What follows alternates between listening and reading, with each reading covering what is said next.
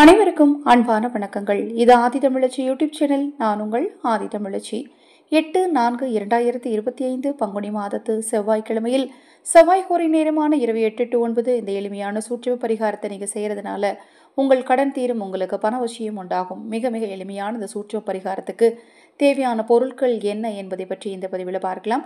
பதிவை பார்ப்பதற்கு ஒரு சிறிய அறிவிப்பு. உங்களது தனிப்பட்ட பிரச்சனைகளுக்கு பிரத்யேகமாக ஜோதிட மாந்திரிக ரீதியாக பரிகாரங்கள் செய்து கொள்ள விரும்பினால் 9344692042 இந்த வாட்ஸ்அப் எண்ணுக்கு தொடர்பு கொள்ளுங்க.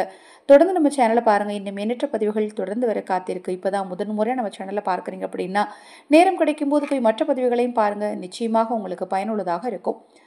இந்த நாளில் செவ்வாய்க்கிழமை செவ்வாய் ஹோரை நேரம் பார்த்தீங்கன்னா பண வசியத்தை ஏற்படுத்தக்கூடிய ஒரு அற்புதமான நேரம். அதே நேரத்தில் கடனை தீர்க்கக்கூடிய ஒரு சக்தி வாய்ந்த நேரம்.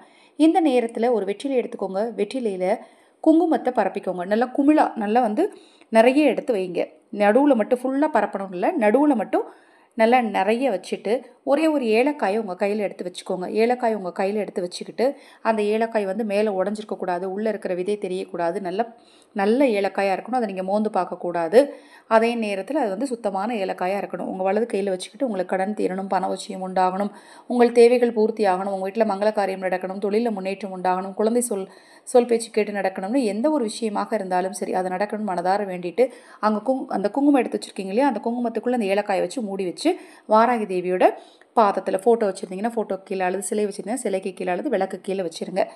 மறுநாள் காலை எழுந்து அந்த குங்குமத்தை எடுத்து நீங்கள் குங்குமம் யூஸ் பண்ணுவீங்களே அந்த கிணத்துல போட்டுக்கோங்க. அந்த ஏலக்காய் எடுத்து நன்றாக தட்டி சாம்பிராணி போட்டு அந்த ஏலக்காயை தூள் பண்ணி போட்டு அதையும் உங்கள் வீட்டில் சாம்பிராணி போட்டுக்கோங்க.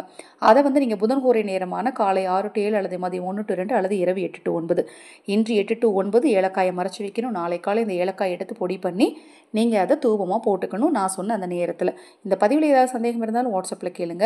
மிக மிக எளிமையான இந்த சூட்சும பரிகாரத்தை நீங்கள் செய்கிறதுனால நிச்சயமாக உங்கள் கடன் தீரும். நம்பிக்கையோடு செஞ்சு பாருங்கள். இது போன்ற எண்ணற்ற தகவல்களை தெரிந்து கொள்ள நமது சேனலை சப்ஸ்கிரைப் பண்ணிக்கோங்க. அனைவருக்கும் மீண்டும் அன்பு வணக்கங்களை தெரிவித்து இந்த பதிவை நிறைவு செய்து கொள்கிறேன்.